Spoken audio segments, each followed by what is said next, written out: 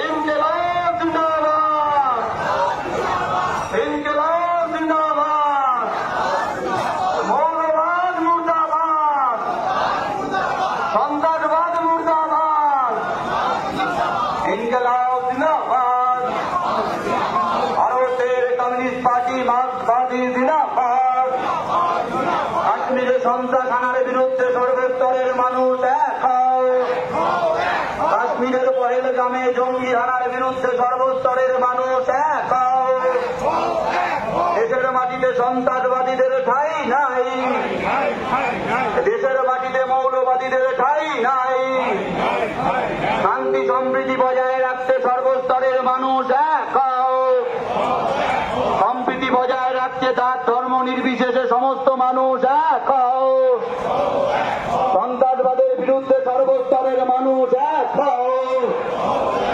জঙ্গিবাদের বিরুদ্ধে সর্বস্তরের মানুষ এক হও, ভারতবর্ষে সম্প্রীতির পরিবেশকে বিনষ্ট হতে দিচ্ছি না, দেব না, ভারতবর্ষে সম্প্রীতির পরিবেশকে বিনষ্ট হতে দিচ্ছি না, দেব না, এই সন্ত্রাসবাদের বিরুদ্ধে, এই সন্ত্রাসবাদীদের বিরুদ্ধে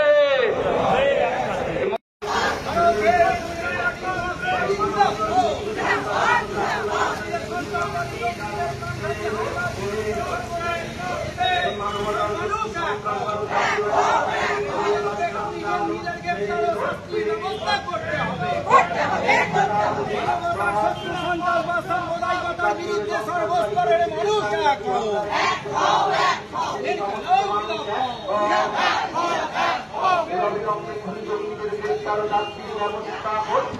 করতে হবে, করতে হবে,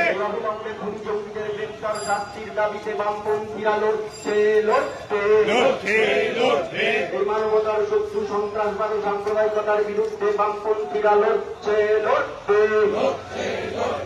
এই সন্ত্রাসবাদ ও সাম্প্রদায়িকতার বিরুদ্ধে সমস্ত মানুষ এক হও, এই সন্ত্রাসবাদ ও সাম্প্রদায়িকতার বিরুদ্ধে সমস্ত মানুষ এক হও, এই সাম্প্রদায়িক সম্প্রীতি রক্ষা করো, এই সাম্প্রদায়িক সম্প্রীতি রক্ষা করো, এই কাশ্মীরে সন্ত্রাসবাদী জঙ্গিদের প্রাণঘাতী হামলার বিরুদ্ধে ধর্মজাতি নির্বিশেষে সমস্ত মানুষ এক হও, এই ইনকিলাব জিন্দাবাদ, এই সিপিআইএম জিন্দাবাদ, এই অবিলম্বে খুনি জঙ্গিদের গ্রেপ্তার ও শাস্তির ব্যবস্থা করতে হবে, এই অবিলম্বে খুনি জঙ্গিদের গ্রেপ্তার ও শাস্তির দাবিতে আজকের এই মিছিল চলছে, চলবে, এই কাশ্মীরে সন্ত্রাসবাদী জঙ্গিদের প্রাণঘাতী হামলার বিরুদ্ধে ধর্মজাতি নির্বিশেষে সমস্ত মানুষ এক হও, এই মানবতার শত্রু সন্ত্রাসবাদ ও সাম্প্রদায়িকতার বিরুদ্ধে বামপন্থীরা লড়ছে,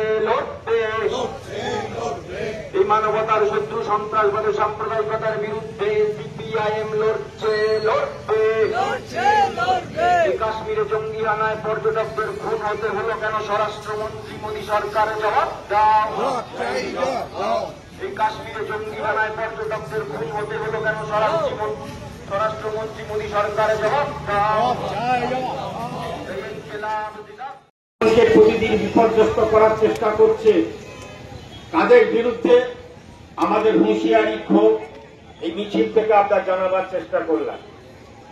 আমরা এটা নিয়ে কোনো রাজনীতি করতে চাইছি না, আমরা কোনো বিশেষ রাজনৈতিক বক্তব্য বলতে চাইছি না, কিন্তু একটা কথা জিজ্ঞেস করি, ওই রকম একটা গুরুত্বপূর্ণ স্থান যেখানে কিছুদিন আগেই আমাদের দেশের স্বরাষ্ট্রমন্ত্রী ঘোষণা করেছিলেন কাশ্মীর এখন সম্পূর্ণ শান্ত, কাশ্মীরে এখন কোন রকম কোনো কিছু নেই, তা স্বরাষ্ট্রমন্ত্রীর কথা শুনেই পর্যটকরা সব কাশ্মীরে বেড়াতে গেছে, কারণ স্বরাষ্ট্রমন্ত্রীর কথার একটা মূল্য আছে, সেই মূল্য কি পেলেন?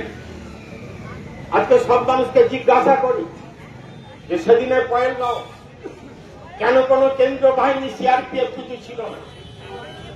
আমরা সমস্ত সংবাদ মাধ্যমের মধ্য দিয়ে টুকটাক করে খবর আসছে সেদিন কাশ্মীরের বহু জায়গায় মিলিটারি সৈন্যবাহিনী সব জায়গায় ছিল, কিন্তু পহেলগাঁয়ে কোন রকম কোন সৈন্য কিংবা সিআরপিএফ কিংবা সৈন্যবাহিনী কেউ ছিল না। কেন ছিল না?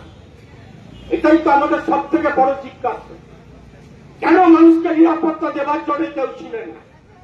বন্ধুগণ, আমরা এই কথা বলার চেষ্টা করি, আজকে একটা ন্যারেটিভ তোলার চেষ্টা করছে, বেছে বেছে বেছে বেছে বেছে বেছে একটা ন্যারেটিভ করে তোলার চেষ্টা করছে। আমরা বলি একটু সতর্ক হন, একটু জিনিসটা বোঝার চেষ্টা করো। যদি বেছে বেছে শব্দটাকে যদি ভাবতে হয়, তাহলে বলুন, চিনতে তো একটা সময় লেগেছিল, কারুর জামা প্যান্ট খুলে আইডেন্টিফাই করার জন্য তো সময় লেগেছিল, মা বোনেদের শীতের সিঁদুরটা খোঁজার জন্য তো একটু সময় লেগেছিল। এত সময় জঙ্গিরা পেল কি করে? ওরকম একটা স্পর্শকাতর এলাকায় কেমন করে বেছে বেছে হলো, এত পর্যাপ্ত সময় পেল কি করে? এটাই আমাদের গভীরভাবে কাজ কাটা উচিত। মানুষকে একটু ভাবা উচিত। আমাদের আবেগ থাকবে, কিন্তু যুক্তি দিয়ে গোটা বিষয়টা বোঝার চেষ্টা করবে। আমরা মনে করি যা চলছে অবিলম্বে এগুলো বন্ধ হওয়া উচিত। আজকে কাশ্মীরকে শান্তির জায়গা কিভাবে নিয়ে যাওয়া যায়, এটা আমাদের ভালো করে দেখা উচিত। আমরা বলি বেছে বেছে শুধুমাত্র কাশ্মীরের ঘটনা না, যখন ট্রেনকে যখন খুন করা হয় ট্রেন থেকে নামিয়ে, তখন তার আইডেন্টি ভালো করে দেখার চেষ্টা করছে। গুজরাটের ঘটনা বলুন, আজকে মণিপুরের ঘটনা বলুন, যত ঘটনা ঘটেছে সব জায়গায় কিন্তু বেছে বেছে খুন হয়েছে, কিন্তু কোনদিন আমাদের প্রচার মাধ্যম সেগুলোকে সামনে নিয়ে আসেনি। আজকে অত্যন্ত উদ্দেশ্য প্রণোদিত ভাবে যে ন্যারেটিভ গড়ে তোলার চেষ্টা চলছে, সবাই একটু আমাদের সতর্ক হওয়া উচিত। আজকে কেন্দ্রীয় সরকারের গোয়েন্দা বিভাগ তারা কি ঘুমোচ্ছিলেন?